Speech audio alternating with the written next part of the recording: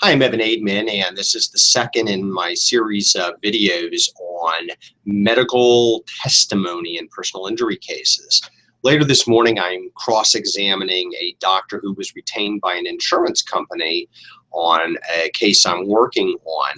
And this is a doctor who does a lot of these and makes a lot of money on them and is a skilled witness. And so I'm not expecting a Perry Mason moment. I'm not expecting him to break down and admit that he's just making stuff up for the insurance company. So I'm just hoping to score a few important points and get out of there.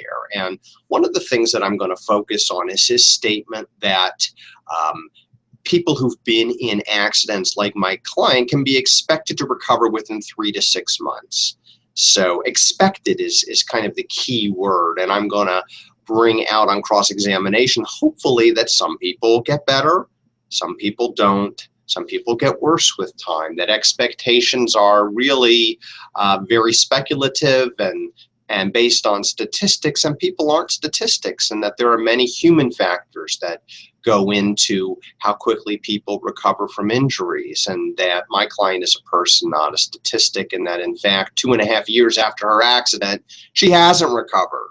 She's had multiple injections into her neck for her pain, and no person that's rational would get needles stuck in their neck for anything other than pain, and that she is a rational human being. And I'm going to try to get the doctor to admit all that, and that in fact, even if many people might be expected to recover within 3 to 6 months, my client isn't one of those people.